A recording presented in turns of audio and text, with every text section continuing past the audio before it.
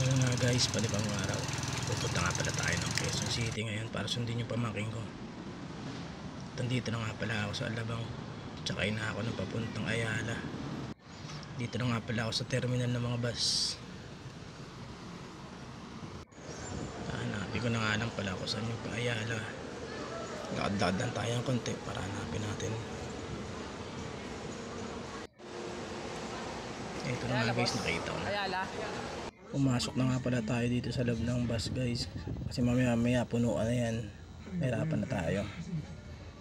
Dito nga guys, makikita nyo naman guys. Sa Skyway kami dumaan.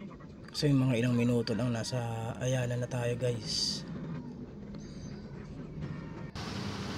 At dito nga guys, nasa Ayala na ako. Sasakay na ako ng carousel papunta ng Muñoz. Mabilis kasi ang biyahe pag dito sumakay. Wala kasing traffic dito sa carousel. At ito nga guys, nasa Ayala tayo. Dito tayo nag-aantay.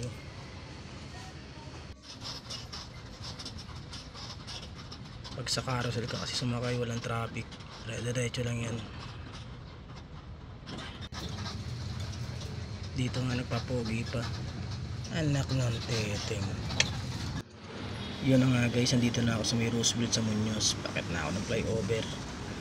Kasi sasakay na naman tayo ng isang bus dyan. Dadun tayo ng kaya na nga guys, pamuni-muni muna tayo dyan. Yan, pamuni-muni natin guys.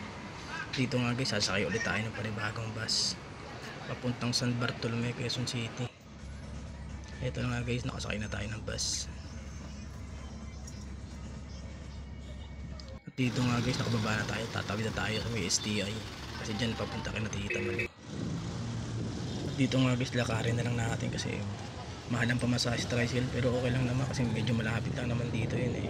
Medyo malapit-lapit na nga pala tayo dito. Walk in lang tayo guys.